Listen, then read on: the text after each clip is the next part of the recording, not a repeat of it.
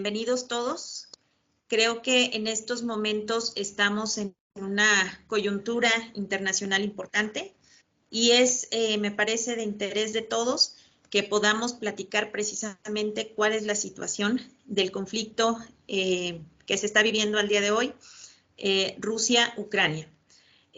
Nosotros tuvimos la intención precisamente de que se representara en este diálogo pues a quienes de alguna manera tienen una opinión calificada al respecto en este origen del conflicto Rusia-Ucrania, para poder también visualizar cuáles son las implicaciones internacionales.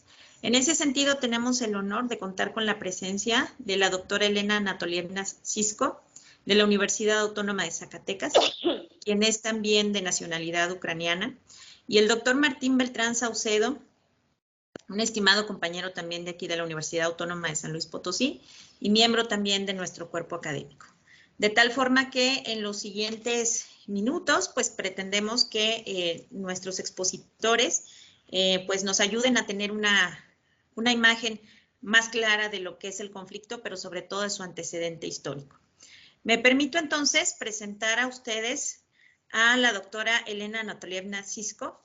Ella es doctora en Educación y en Ciencias por el Instituto de Educación Pedagógica y Educación de Adultos de la Academia Nacional de Ciencias Pedagógicas de Ucrania.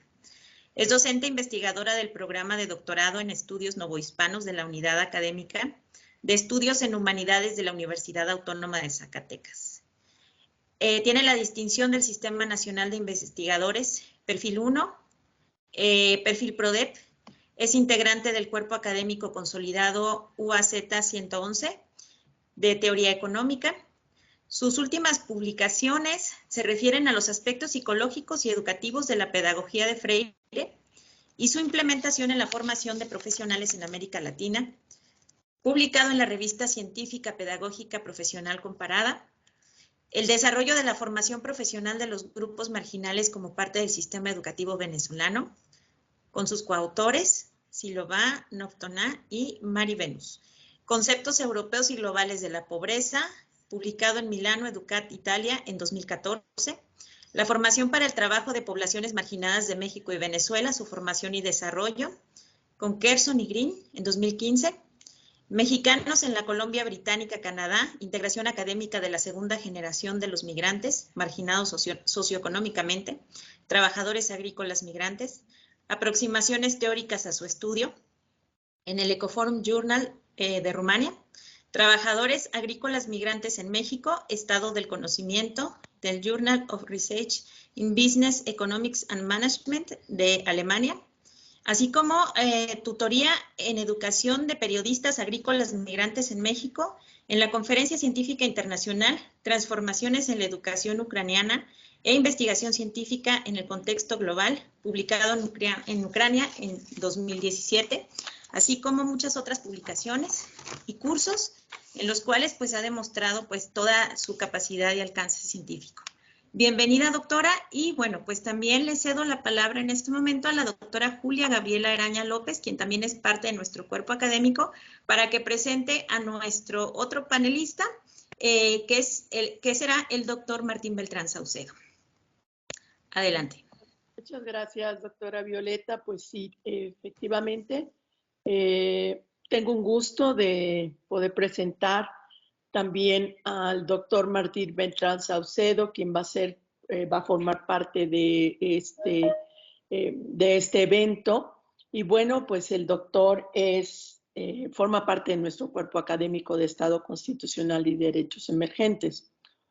Es licenciado en Derecho por la Universidad Autónoma de San Luis Potosí.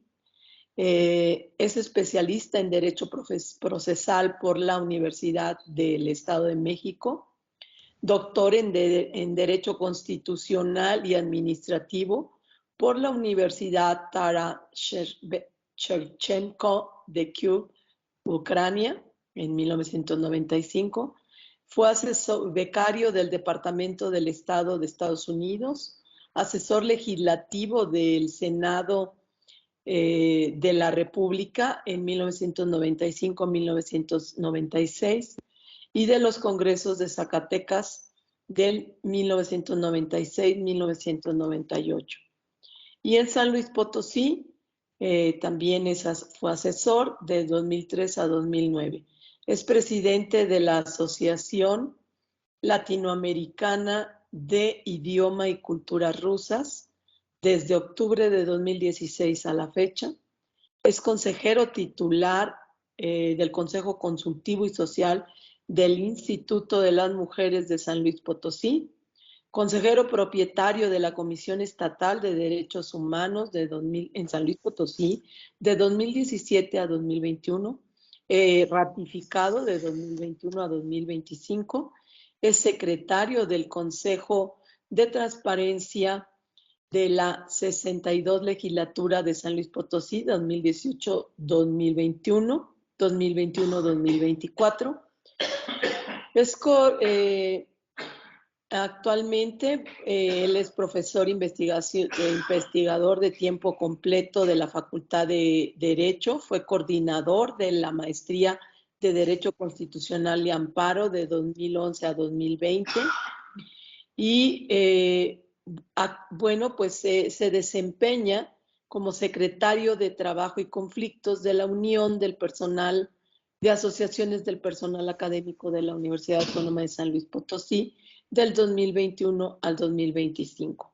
Bienvenido también al doctor Martín Beltrán, igual que a la doctora Elena. Muchas gracias. Doctora, bienvenida y le agradecemos mucho esta oportunidad que nos está dando de conocer de primera mano esta situación. Muchísimas gracias y bienvenida a esta su casa académica, la Universidad Autónoma de San Luis Potosí. Adelante. Gracias, doctora Violeta. Intentaré con video en vivo, pero si me siguen escuchando mal, me avisan, por favor, para mejor apagar el video. En este momento se escucha muy bien, doctora. Gracias. Okay, perfecto. Entonces, bueno, ya me presentaron. Soy doctora Elena Shashko, docente de la Universidad Autónoma de Zacatecas. Agradezco desde luego la invitación de doctora Violeta Méndez Carlo, que es una docente y una colega que ya tenemos años colaborando entre nuestras universidades, en nuestros programas. Nos ha apoyado en nuestra Universidad Autónoma de Zacatecas en varias ocasiones y es una amiga. Muchas gracias y también saludos a otros compañeros que lamentablemente no he conocido hasta ahora, pero me da mucho gusto conocer a todos. Bueno, como dijo doctora Violeta, soy originaria de Kiev, Ucrania, y me encuentro radicando en México ya 30 años. El tema de esta conferencia inicialmente fue origen del conflicto Rusia-Ucrania, implicaciones internacionales, porque esta conferencia fue preparándose desde hace un mes aproximadamente. Y realmente sí, en aquel entonces existió este así llamado conflicto. Sin embargo, ustedes saben que ya nos estamos encontrando una semana en guerra con el país vecino.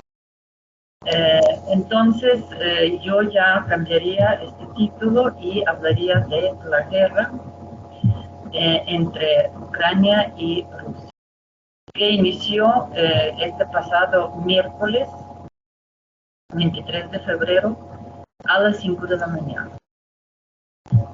Rusia invadió Ucrania y empezó esta guerra por absolutamente todos los lados, digamos, las fronteras de Ucrania, y no solamente fronteras, porque fueron por aviones, a través de aviones. Forma parte de nuestro cuerpo. Muchos soldados pues ingresaron al país y también fue una sorpresa para la población civil y para todo el mundo porque absolutamente nadie esperaba esta invasión. También fue un caos absoluto porque las personas empezaron a huir básicamente. Esto lo estoy platicando, no fue el tema de mi presentación, pero lo estoy platicando nada más para que todos ustedes sepan la verdad. porque yo estos días me estoy dando cuenta que hay mucha información falsa en medios mexicanos, lamentablemente, sobre esta guerra. Es una guerra, están muriendo gente a diario, están muriendo ancianos, niños, y la comunidad internacional no está haciendo absolutamente nada.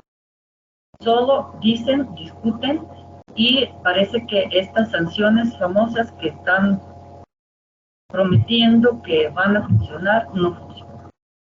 La guerra no termina, el país está destruido absolutamente. Todas las casas de civiles, todas las comunicaciones, absolutamente todo. Este es mi mensaje que les quisiera dar. Yo no soy especialista en derecho internacional, no puedo hablar de estos temas desde el punto de vista científico, discúlpame. Trabajo las cuestiones de temas de humanidades y hablaré lo que me concierne, lo que preparé sobre la historia de estos dos países y digamos de dónde hay que buscar esta raíz de conflicto o de esta guerra que ahora estamos viviendo. También les quisiera invitar, y acabo de enviar a la doctora Violeta, espero que les comparta invitación. Mañana mismo también nos invitaron a una conferencia muy similar, va a ser una mesa redonda, Universidad Autónoma de Baja California, también va a ser de manera virtual, y es donde precisamente hablarán especialistas, economistas, politólogos en esos temas. Son profesores mexicanos, doctores mexicanos que son especialistas pues de muy alto nivel, y yo espero que ellos aclaran estas cuestiones tan puntuales. Entonces yo procederé a comentar las cuestiones históricas únicamente. ¿Me podrían apoyar con siguiente diapositiva, por favor? No sé quién me está apoyando con... Gracias. Bueno, las primeras culturas agrícolas en los territorios de las modernas Ucrania y Rusia se remontan a 5500 antes de Cristo. Estamos hablando de más de 7000 años de estas culturas. Se trata de la cultura de Triptilia o Cucuteni. Siguiente, por favor. Siguiente diapositiva, si me hacen. Gracias. Estas culturas profesaban el culto a la madre tierra y desarrollaron una especie de alfabeto jeroglífico. Ahí lo estoy presentando. Siguiente, por favor. Más tarde, a inicios de nuestra era, llegan a estos territorios los pueblos eslavos. De hecho, la palabra eslavo puede tener varios significados. Por ejemplo, Slovene, que es un grupo de eslavos orientales de Novgorod. Slavutic, que es el nombre antiguo del río Dniepro. Slavónica quiere decir río en idioma croata. Son los pueblos indoeuropeos, a diferencia de aquellos pueblos que acabamos de hablar. Estos ya eran pueblos indoeuropeos. Y traen en su cultura muchos signos de sánscrito. Por ejemplo, el signo de esvástica, como lo pueden observar aquí, en esos bordados antiguos eslavos, hay muchos signos de esvástica, que en la arcaica lengua del sánscrito significaba bienestar. Siguiente, por favor. Gracias. Sorprende la similitud de la simbología usada por los pueblos eslavos y la de los pueblos amerindios. En esta diapositiva presentamos algunos ejemplos. Como pueden observar, tanto los ídolos o los dioses son muy similares, como estos bordados eslavos de un lado y de los grupos indígenas aquí de México y de América Latina. Siguiente, por favor. En el primer milenio de nuestra era, los pueblos eslavos fundaron varias ciudades en las orillas de los ríos más importantes de Europa.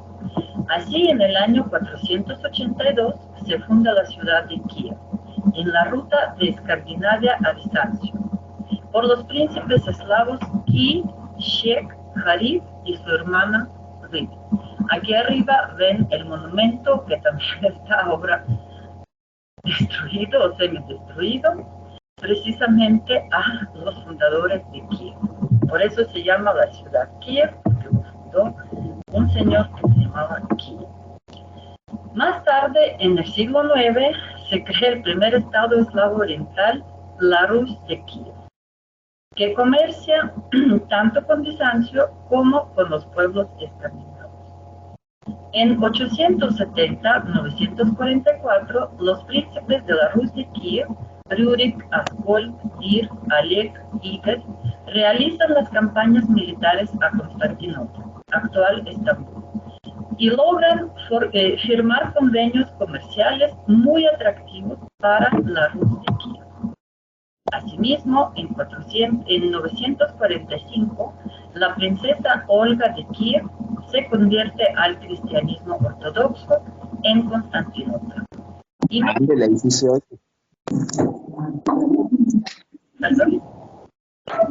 más tarde, en 980, su nieto, el gran príncipe de Kiev, Vladimir, también se bautiza ortodoxo. En 988 inicia la cristianización forzosa de los pueblos de la Rus de Kiev. Siguiente, por favor. Gracias.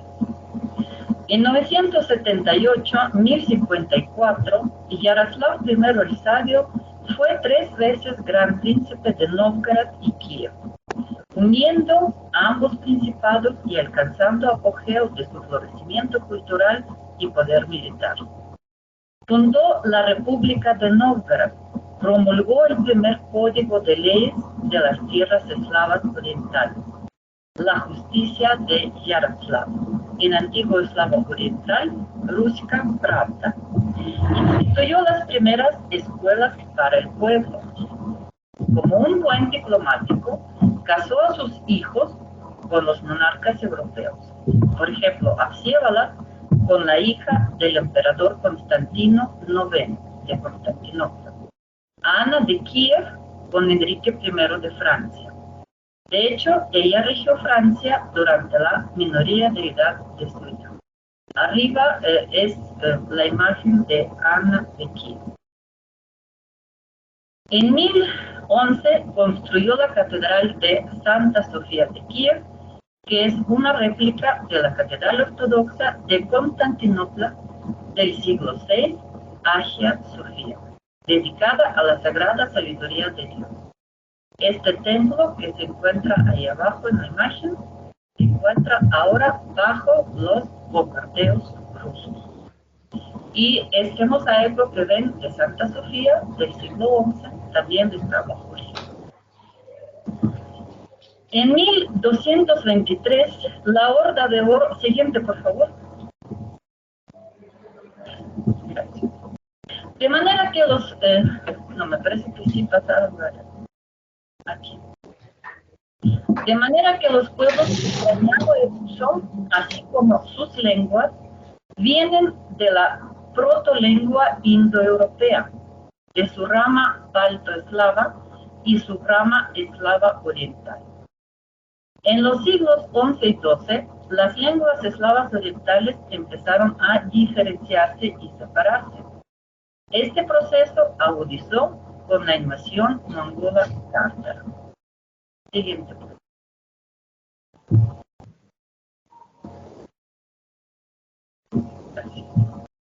En 1223, la Horda de Oro, o los mongoles tártaros, invadieron la Rus de Kiev, desintegrando y fragmentando el estado en pequeños feudos.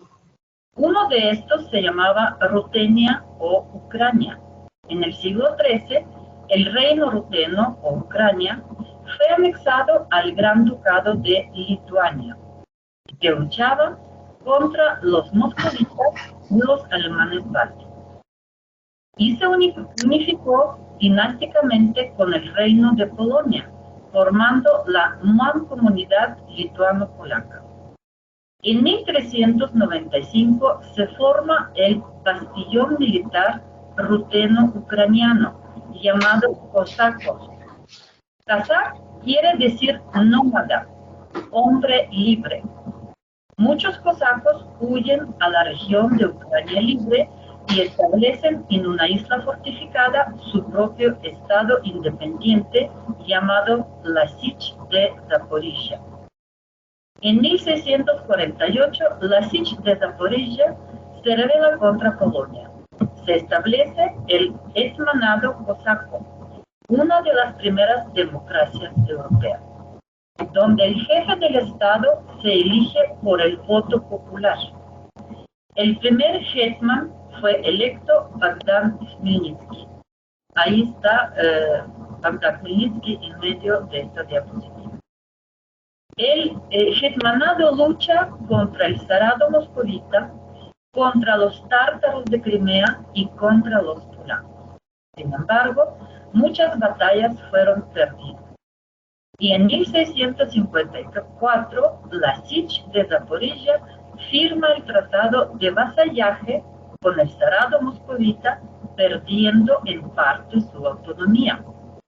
La división de Ucrania entre Rusia y Polonia finaliza en 1764. Es cuando Ucrania pierde su autonomía totalmente. 1764. Siguiente, por favor. Gracias. De manera que casi por 200 años Ucrania perdió su soberanía, hasta que en el año 1917 cayó el Imperio Ruso y Ucrania, apoyada por Alemania y otras potencias europeas, inició la Guerra de Independencia, proclamando el 20 de noviembre la República Popular Ucraniana, que comprendía la actual Ucrania, la región de Kubán al sur de Rusia, importantes territorios de la actual Rusia, Bielorrusia y Polonia. Siguiente, por favor.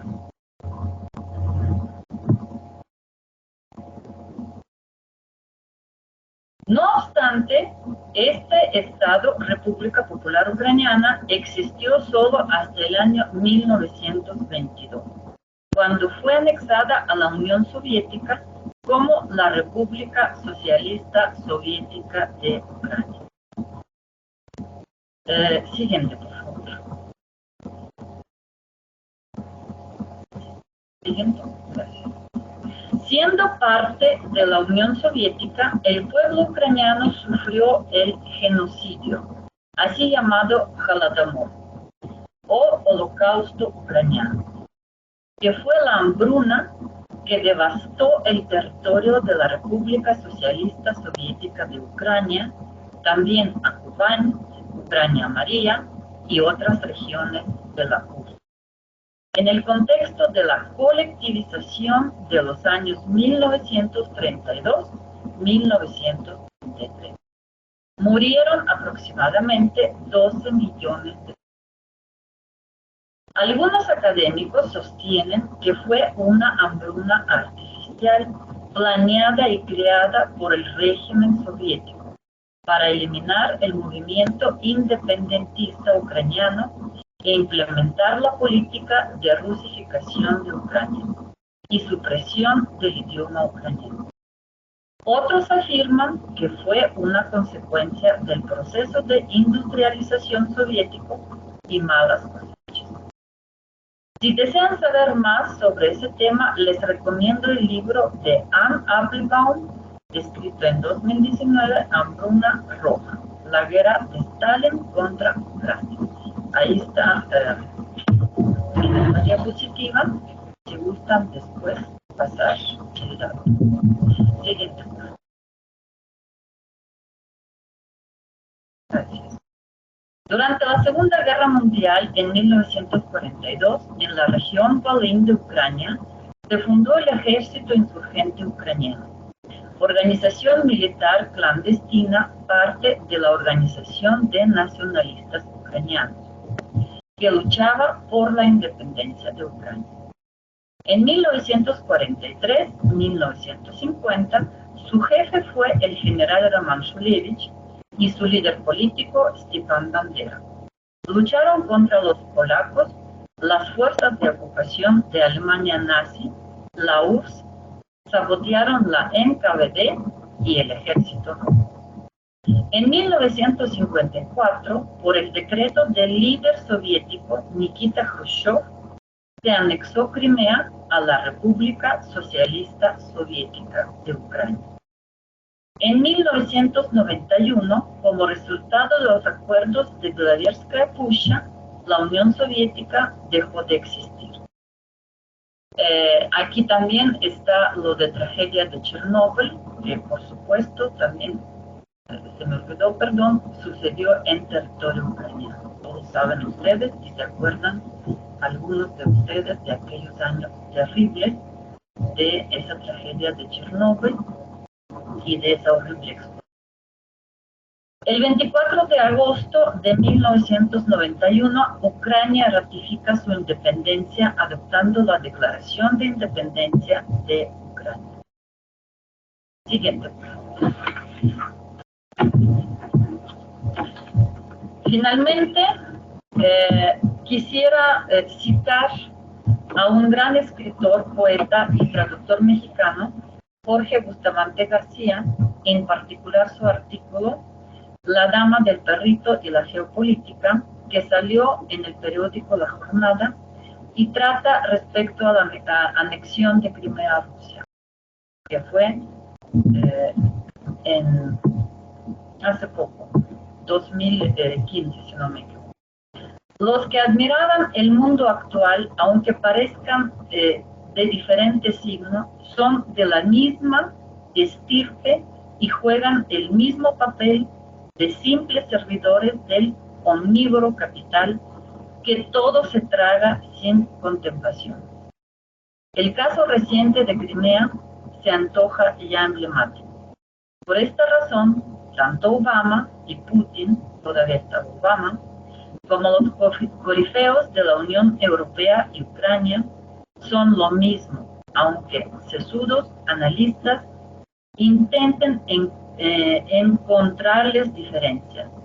Representan poderes imperiales de dominación enfrentados por intereses mezquinos de aprovechamiento de los recursos naturales, minerales y logísticos de estos territorios que se disputan, sin importarles en lo más mínimo la cultura y la historia de pueblos avasallados por unos y otros.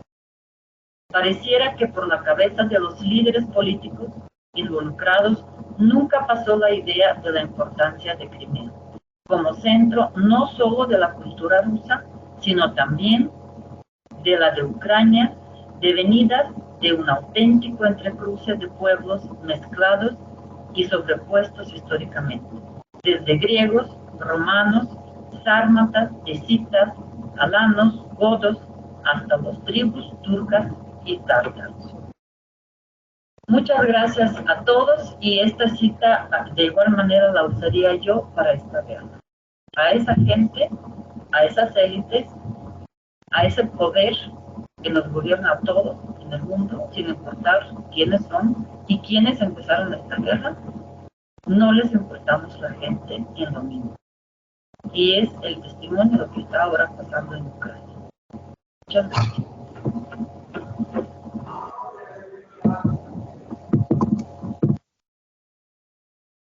Perdón, muchas gracias, doctora Elena. Y bueno, pues continúa la intervención del doctor Martín Beltrán Saucedo.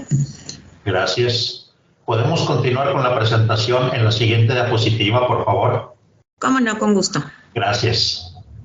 Buenas tardes a todas, a todos. Es un gusto encontrarnos con ustedes para platicar acerca de las circunstancias que actualmente estamos viviendo y que son lamentables en el sentido de que siempre se ha buscado que los grandes problemas comunitarios, sociales, colectivos y en este caso de las relaciones internacionales se pudiesen resolver mediante la vía del diálogo y del trabajo diplomático. precisamente cuando se consideró el desarrollar esta plática, que fue hace alrededor de 3 semanas, poco más de 3 semanas, estábamos todavía con una esperanza firme, al menos eso creía por mi parte, de que se podía avanzar en el diálogo, de que se podía avanzar en las negociaciones diplomáticas para resolver los conflictos que, como ya bien se ha dicho, tienen orígenes muy atrás en la historia. La doctora Elena Anatolievna Zhuskov, ella es originaria de Kiev, ya con 30 años en México, y evidentemente nos ha tocado vivir, observar diversas situaciones desde la época, digamos, la última etapa de la Unión Soviética en la década de los 80s, y en el caso específico de la oportunidad que me dio la vida de estudiar el doctorado en la Ucrania soviética, les podría decir que realmente en su momento, en esos últimos años, digamos 85 al 90, a mí me tocó llegar en 1990 a la República Socialista Soviética de Ucrania para estudiar el doctorado en Derecho Constitucional y Administrativo. Y en aquellos momentos realmente se sentía el cruce cultural de los pueblos eslavos, del pueblo ruso, del pueblo ucraniano, el pueblo bielorruso y las demás repúblicas de la Unión Soviética. Ciertamente ya el movimiento político de la perestroika, que en esa época estaba impulsando el presidente de la Unión de Repúblicas Socialistas Soviéticas, Mikhail Gorbachev, estaba generando tensiones políticas internas muy importantes entre distintos sectores de la sociedad soviética.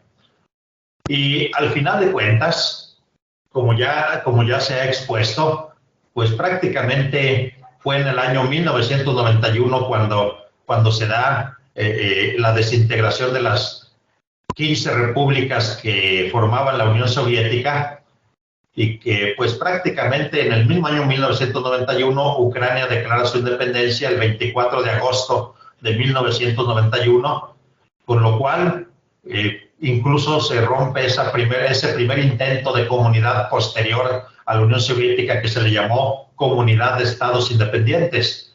Las primeras repúblicas soviéticas que se separaron de la Unión Soviética en aquellos momentos fueron las repúblicas del Báltico, que son Lituania, Letonia, Estonia, y esto seguramente preparó el escenario para ese proceso de desintegración de las antiguas repúblicas de la Unión Soviética, que tiene factores de carácter político, de carácter económico, la problemática del desarrollo que se fue dando durante todo el proceso de la Guerra Fría, el desgaste militar, financiero en diversos sectores de la economía soviética, pues seguramente generó las condiciones para esas grandes dificultades que finalmente estallaron a final de la década de los 80s y en la última década del siglo XX.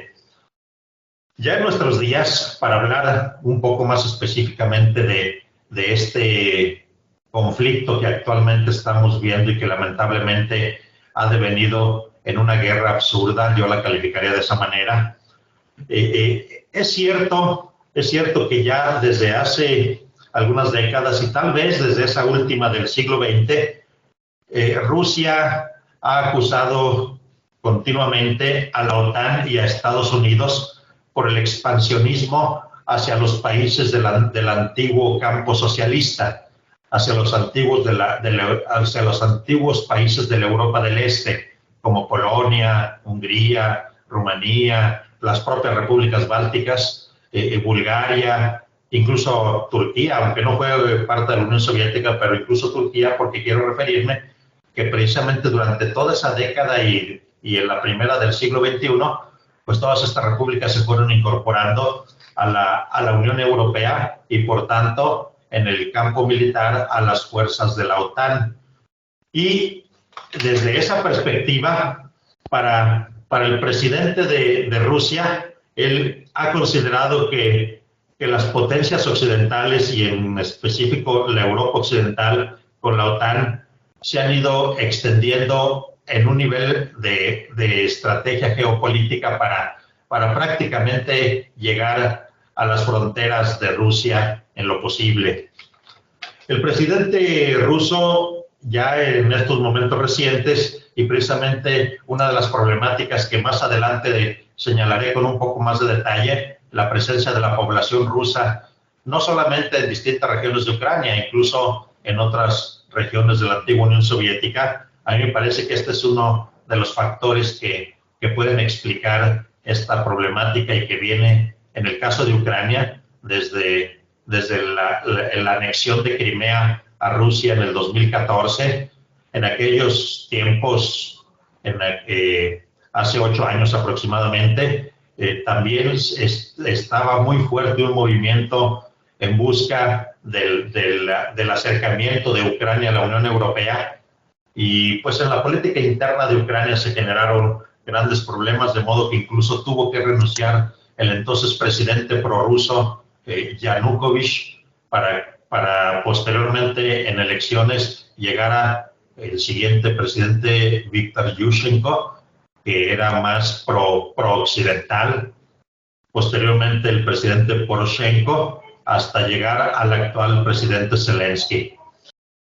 Y en ese sentido, podría señalar que desde abril de 2014 Ucrania ha llevado a cabo pues operaciones, diálogos, negociaciones para tratar de detener ese intento de separatismo en las regiones orientales del país, en la región llamada Donbass, en estas repúblicas que buscan independizarse, que son regiones muy cercanas culturalmente por la población de habla rusa, precisamente a Rusia, porque se encuentran en la frontera con la Federación de Rusia.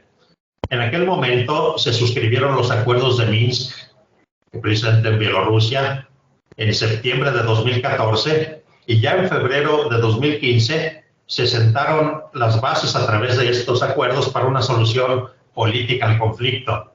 Pero desafortunadamente no se ha podido llegar a un acuerdo satisfactorio para las partes involucradas, especialmente para Ucrania. Así que pues ha habido ciertamente hostilidades y operaciones militares que han dejado hasta la fecha secuelas negativas muy importantes. Algunos factores clave que explican el conflicto actual entre Rusia y Ucrania son, por ejemplo, en primer lugar, la situación estratégica de Ucrania. A través del territorio de este país se da el abastecimiento energético de la Unión Europea y Rusia. En los gasoductos que cruzan Ucrania pasan, por ejemplo, el 85% del gas de Rusia hacia Europa. Y a la vez, de Europa hacia Rusia, igualmente circula el 37% del gas. Es decir, el intercambio de este producto energético, que es muy importante todavía en nuestros días. Es cierto que se está trabajando por las energías limpias en distintos lugares del planeta, pero realmente pues sigue siendo un recurso energético muy importante hasta la fecha. Este tránsito en los gasoductos de este producto del gas ha generado recursos muy importantes para Ucrania, de modo que implica un peaje de prácticamente el 3.8% del Producto Interno Bruto del país. Ante ello y ante esta problemática, incluso muy recientemente, en los años muy recientes, se ha estado construyendo por la empresa rusa Gazprom el gasoducto llamado Nord Stream, que va de Rusia hacia Alemania a través del mar Báltico, es decir, por la parte norte de Ucrania, pero más bien da la vuelta por el mar Báltico para bajar hacia el continente europeo. Y bueno, pues una parte importante de esta problemática son esos intentos de acercamiento a Europa de algunas de las repúblicas soviéticas, como la propia Ucrania y Georgia, que intentaron unirse a la Unión Europea, ante lo cual Rusia se ha opuesto sistemáticamente. Rusia argumenta que con esto perdería la influencia importante que durante mucho tiempo ha tenido en esas regiones del este europeo y del Cáucaso. Por otra parte, la cercanía geográfica de Rusia y Ucrania le permitiría a la OTAN establecer en Ucrania misiles nucleares que podrían alcanzar las principales ciudades rusas, entre ellas la propia capital de Moscú, sin que tuviese una efectiva capacidad de respuesta. Esos son los argumentos o la idea que tiene Rusia respecto a ese expansionismo militar del continente europeo a través de la OTAN. Y por otra parte, ciertamente la ayuda internacional a Ucrania en caso de invasión ha sido importante. Considero que es poco probable el despliegue directo de tropas. Y bueno, encontramos que los posibles aliados de Ucrania y que han trabajado de manera muy directa en el apoyo internacional con Ucrania ha sido el Reino Unido, que de alguna manera se puede decir que es el país con más influencia en Ucrania y en su capital Kiev. Por ejemplo, ha aportado el Reino Unido de la Gran Bretaña 2.000 sistemas antitanque, ha proporcionado entrenamiento militar al ejército de Ucrania e incluso en noviembre del 2021 se firmó un acuerdo para que Ucrania mejore estas capacidades, por ejemplo, con buques, botes de misiles, fragatas y otros equipos navales. Igualmente los Estados Unidos de América, igualmente con armamento, con sanciones económicas, así como la propia Unión Europea. Alemania normalmente en las últimas décadas se ha mostrado relativamente cauto en su relación con Rusia, tomando en cuenta el factor que ya les mencionaba del gas, que es un recurso muy importante que recibe de Rusia a través de Ucrania. Y en este sentido, lo que les comentaba de la Federación de Rusia y de ese gran espectro geográfico y político, hay una idea mítica entre los rusos y que esto les lleva a no plegarse o no doblegarse ante los Estados Unidos de América y la OTAN. De ese modo, y en cuanto a la cuestión de la influencia de Rusia en Ucrania, es cierto que en varias regiones ha quedado población de habla rusa, que por tanto, por lo mismo, pues muchas veces promueven la mayor influencia o cercanía de Rusia. Ya decía que en el 2014 se dio aquella revolución llamada del Euromaidán, que fue un movimiento dentro de Ucrania, en la ciudad de Kiev, en favor del ingreso a la Unión Europea. Y las protestas originaron la renuncia del presidente prorruso Yanukovych. De ese modo, Rusia, de alguna manera, comenzó a perder cierta fuerza y presencia. Igualmente, vimos en ese año 2014 aquel referéndum en Crimea, auspiciado por el gobierno de Rusia, por el cual, pues prácticamente como resultado del referéndum se anexó esa península de Crimea en el Mar Negro. Y en aquellos tiempos, prácticamente casi de inmediato, la región del Donbass, que es la parte oriental de Ucrania, surgieron las repúblicas populares de Donetsk y Lugansk, al oriente de Ucrania y en las fronteras con Rusia, bajo control de gobiernos prorrusos y por tanto defendidos por la Federación Rusa. Cierto que en algunos momentos iniciales Rusia pensaba en estos gobiernos como con cierta autonomía y representación en el Parlamento de Ucrania, lo cual pues no resultó como lo esperaban. Es muy importante el papel de la población prorrusa. Les decía, y les daré algunos datos, por ejemplo, en la ciudad de Kiev se considera que existe un 13.1% de población de habla rusa. En Kharkov, que se encuentra al norte oriente de Ucrania, presente también cercano a Rusia, se encuentra una población de 25.6% de habla rusa. En Sebastopol, hacia el sur de Ucrania, hacia el Mar Negro, se encuentra un 71.6% de población de habla rusa. En Crimea, un 58.3%. en Odessa el 20.7%. Y en estas regiones separatistas que hemos mencionado, por ejemplo, la autodenominada República Popular de Donetsk tiene un 38.2% de población de habla rusa. Y la región allí vecina, también con intentos separatistas, la región de Lugansk, tiene un 39% de habla rusa. En cambio, las 9 regiones del occidente de Ucrania, es decir, las que colindan con los países de la antigua Europa Oriental, tienen apenas en cada una de las distintas regiones entre el 1.2 a solo el 3.8% de población ruso parlante. De modo que vemos precisamente pues que gran parte de esta problemática se concentra en las regiones con mayor influencia de Rusia, y allí sí es donde considero que todo esto es una secuela de la propia integración de la Unión Soviética, que no me extenderé en ello porque ya lo comentó la doctora Elena, y que al final de cuentas, incluso aquellas políticas que en su momento no eran precisamente bien vistas por las repúblicas de la Unión Soviética, aquello del centralismo en Moscú y en Rusia, casi en todos los aspectos, yo diría, pero incluso los intentos de la llamada rusificación de las repúblicas soviéticas, la obligatoriedad del idioma ruso en toda la Unión Soviética, etcétera, pues creo que estos son factores históricos, incluso recientes, que han generado las problemáticas que actualmente estamos viviendo. Y en relación con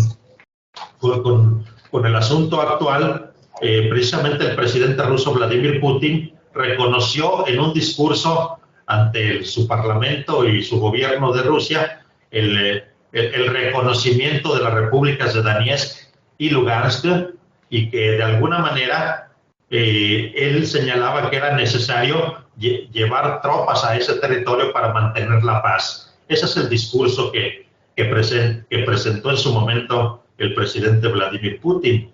Él dice: considero necesario reconocer inmediatamente la independencia de las repúblicas populares de Donetsk y Lugansk, y pido a la Asamblea Federal, en este caso en Rusia, ratificar los acuerdos de colaboración con las repúblicas. Por medio de 2 decretos, el presidente ruso pidió al Ministerio de Defensa que las Fuerzas Armadas de Rusia asuman las funciones de mantenimiento de la paz en el territorio de estas 2 repúblicas populares de Donetsk y Lugansk. Sin embargo, evidentemente, en mi opinión, la decisión de invadir militarmente a Ucrania, tomar ciudades como ya lo pasaron por la ciudad de Kharkov, recientemente por la ciudad de Kherson, y están muy cerca de la ciudad de Kiev, esto es inadmisible, y considero que precisamente por ello la comunidad internacional debe unirse de manera importante para condenar cualquier actividad de carácter militar y cualquier efecto que pueda tener consecuencias para la población civil e incluso para la integridad territorial de las naciones soberanas. En este caso, la Asamblea General de la ONU, en la 11ª sesión especial de emergencia, en la que se votó un proyecto de resolución para condenar a Rusia por la invasión en Ucrania, votó abrumadoramente para condenar esta invasión, en la que se presentó una sonora denuncia global del mundo contra Rusia por estos hechos. La votación fue de 141 naciones a favor contra 5 en contra, y 35 países se abstuvieron. Debemos recordar que la Organización de Naciones Unidas se integra por 193 países. Este resultado, aunque legalmente no es vinculante, sin embargo, seguramente tiene cierto peso político a nivel global, aunque posiblemente sea difícil que, derivado de este pronunciamiento, cambie de momento la situación que se está viviendo en Ucrania, aunque es lo que esperamos todos. Al final de cuentas, se solicitó a través de la Organización de Naciones Unidas que la Federación Rusa retire de manera inmediata, completa e incondicionalmente todas sus fuerzas militares del territorio de Ucrania y que las lleve fuera de sus fronteras que son internacionalmente reconocidas. Por ello, me parece que en el caso de una invasión de Rusia como está sucediendo, es importante considerar el impacto en los mercados de energía y en el crecimiento de la economía europea y global. Por ejemplo, la interrupción en el abastecimiento de gas a Europa va a impactar los mercados energéticos internacionales. Asimismo, es posible que se dé una ruptura importante entre los Estados Unidos, Europa y Rusia, que podría permanecer durante varios años. A México, en específico, no le beneficia este conflicto por las consecuencias económicas que puede tener en los mercados internacionales. Por ejemplo, el precio del petróleo pues ha llegado prácticamente a estos momentos a un poco más de $100 por barril, y sabemos que muchas veces nosotros adquirimos productos procesados del petróleo que seguramente se encarecerán. México es miembro actualmente no permanente del Consejo de Seguridad de Naciones Unidas, que precisamente es el órgano principal responsable de carácter global para pronunciarse y tomar posición, y esperamos que de una u otra manera se pueda lograr los fines y objetivos de la organización internacional, que son la paz y la seguridad internacional y el respeto pleno y absoluto a los derechos humanos de todas las personas y comunidades en cualquier rincón de nuestro planeta. Agradezco su atención y estamos a sus órdenes por alguna pregunta o comentario. Muchas gracias, doctor Martín. Gracias. Bueno, pues con esto han participado ya ustedes dos dándonos un panorama general en torno a este conflicto. No sé si hubiera algún comentario o alguna pregunta.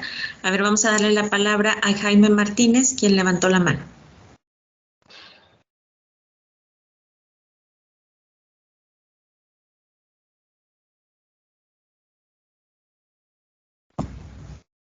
Adelante, Jaime.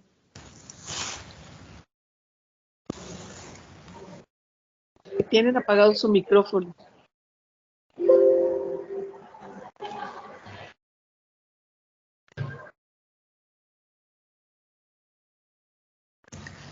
Bueno, vamos a darle oportunidad entonces a Miriam Itzel. Me parece que también había levantado la mano para que en lo que Jaime arregla los problemas de audio pueda participar también.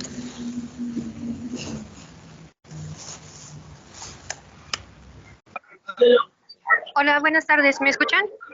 Sí, te escuchamos. Ok, yo tenía una pregunta respecto a este conflicto. En dado caso de que siguiera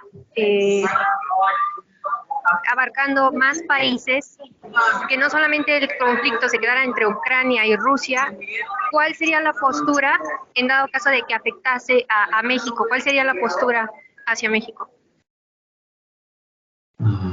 ¿Sería para mí o para quién sería la pregunta? Sí, para usted, licenciado. Bueno. Sí, gracias, muy amable, gracias, gusto saludarte.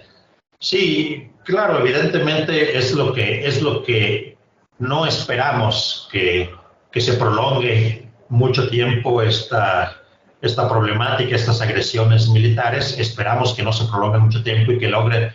Debemos recordar que ya incluso en estos momentos, aún cuando está habiendo avance militar dentro de Ucrania por el ejército de Rusia, se están reuniendo las dos delegaciones de Ucrania y de Rusia en territorio de Bielorrusia para encontrar una solución al conflicto. Pues realmente lo que esperamos es que esto logre en algún momento, lo más pronto posible, llegarse a una solución diplomática, la cual ya se está intentando. Por parte de Naciones Unidas, pues ya hemos visto que ha habido reuniones especiales de emergencia. El propio Consejo de Seguridad, desde el primer día en que se inició la invasión, se reunió.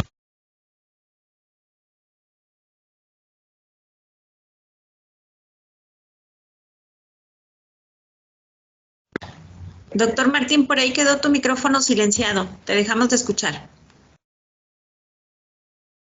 Perdón, ¿no se me escuchó nada de lo que hablé?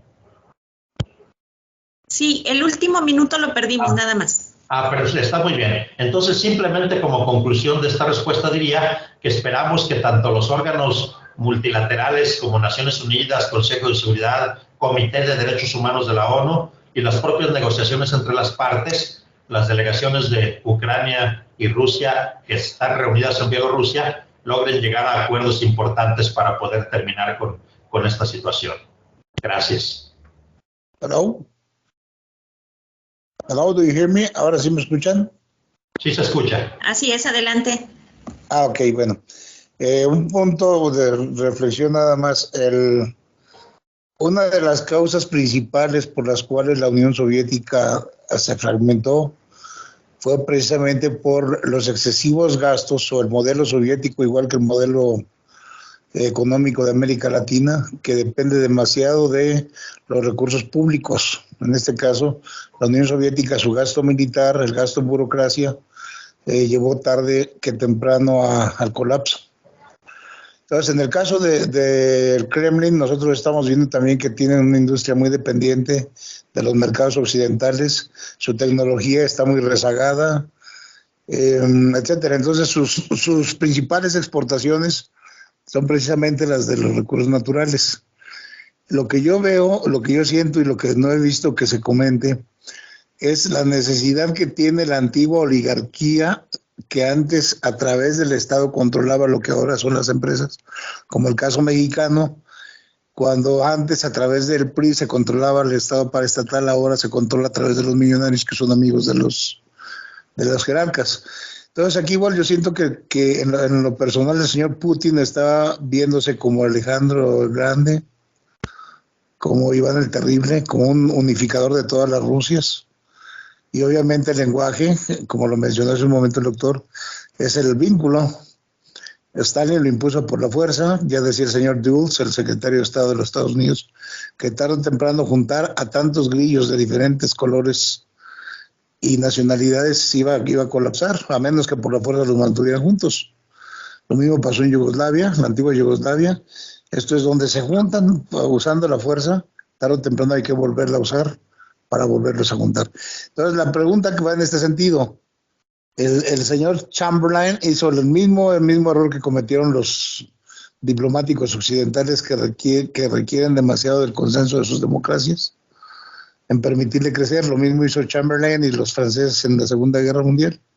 Dejaron que Adolfo Hitler creciera. Ahora la pregunta es, ¿por qué ninguno,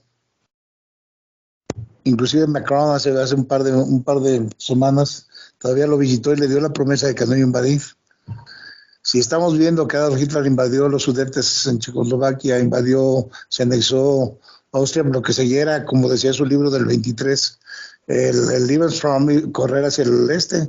Entonces aquí la pregunta que yo les hago es, si con todas estas señales, ¿por qué nadie neutralizó la militarización de la economía soviética y el papel que estaba jugando de nuevo protagonista histórico el señor Putin? Esa es la pregunta. Gracias. Sí, gracias. ¿Quién la contestaría? No sé. Bueno, sí, seré muy breve. Creo que a mí me parece que hay una respuesta muy concreta respecto a la Unión Soviética. Y bueno, pues desgraciadamente las ideologías eran contrapuestas, los dos sistemas ideológicos, políticos, económicos y por tanto militares, la OTAN frente al Pacto de Varsovia, y pues cada una pretendía en su momento demostrar su supremacía, y eso llevó pues al gasto excesivo en términos militares. Y lo actual, pues ahí sí yo diría que al final de cuentas pues no podemos dejar de lado la presencia de corporaciones, de intereses globales, etcétera, y que más bien aquí es donde yo sentiría que sería importante un papel más activo de los organismos globales reguladores en las distintas materias, concretamente Naciones Unidas y los diversos órganos de Naciones Unidas y organismos especializados.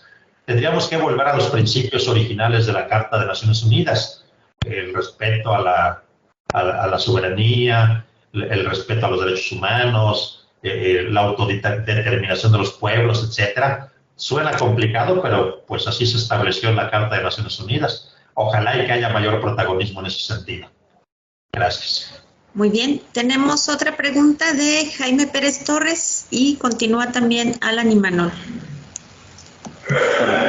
Buenas tardes. Desde su perspectiva para los dos, ¿quién sería el verdadero culpable de este conflicto?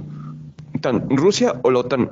Porque Rusia lo que involucra, bueno, más bien Putin, porque la OTAN de a fuerzas quería involucrar a Ucrania en su bloque de defensa. Y Rusia quería evitar eso para no sentirse amenazada y que no le amenacen directamente su población, tanto Moscú como su población civil. O sea, es tanto un capricho, es buena parte un capricho de la OTAN y una decisión de Rusia para evitar un conflicto armado a gran escala que se pudo haber evitado, pero pues en las mesas de conversaciones no se pudo dar. Y otro, el papel de los medios de comunicación occidentales que muestran o que nos pintan esta perspectiva de que del pueblo heroico ucraniano y del pueblo malvado de los grandes villanos de que son los rusos, bueno, que nos dicen que son los rusos, cuando en realidad no existen ni buenos ni malos, solo gente que pierde y gente que lucha, gente que gana. Sí.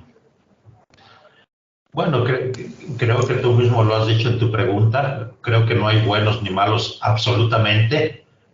El expansionismo de la OTAN genera un ánimo de tener ese expansionismo por el lado de Rusia, pero evidentemente también por esa parte, pues vienen actualizándose ciertas contradicciones políticas, geográficas, culturales, no solo desde la Unión Soviética, sino desde el antiguo imperio ruso.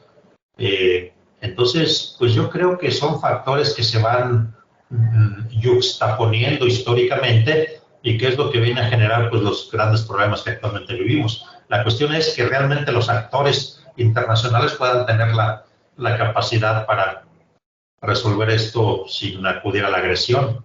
Creo que eso sería pues, lo más importante en ese sentido. Pero no hay buenos ni malos, ni culpables ni no culpables. Yo creo que hay simplemente diversos factores. Muchas gracias, doctor Martín. Alan Imanol, por favor. Hola, buenas tardes. Mi pregunta también va para el profe.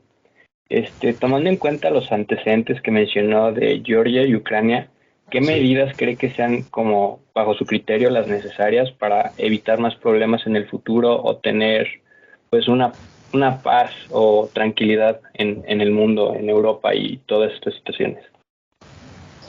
Sí, gracias. Bueno, digamos, sí hay manera de visualizar, digamos, una proyección en el presente y hacia el futuro, pero todo esto involucra convenios, acuerdos. Recuerden que cuando hablamos de la globalización y que se profundizó principalmente en la última década del siglo XX y ahora en estas 2 décadas del XXI, pues los tratados internacionales se han extendido a muchos temas, ya no son solamente como en otros siglos, solamente tratados para resolver la guerra o la paz, sino tratados comerciales, tratados culturales, en materia de cooperación en diversos ámbitos de la vida social, etcétera. Entonces creo que se tiene que profundizar esa globalización, esos acuerdos entre países para lograr uno de los otros también fines que están en la Carta de las Naciones Unidas, que es la cooperación pacífica para el desarrollo. Pues tenemos que verlo desde esa perspectiva. De otro modo, pues no podemos pensar ni creer, por algunas palabras que se dijeron hace poco y que no quisiera señalar ese tema, pero hace unos días estábamos con el temor o se está hablando incluso de la posible tercera guerra mundial por algunas cuestiones que se han planteado, pero creo que no tiene caso retomarlas, más bien habrá que pensar en los acuerdos aún en ese nivel internacional. Gracias. Muy bien, pues en ese sentido yo creo que estamos en muy buen tiempo para terminar. Les agradezco mucho a ustedes dos, a la doctora Elena Anatolievna, al doctor Martín Beltrán Saucedo, este esfuerzo que están haciendo para poder difundir la situación con la mayor objetividad posible.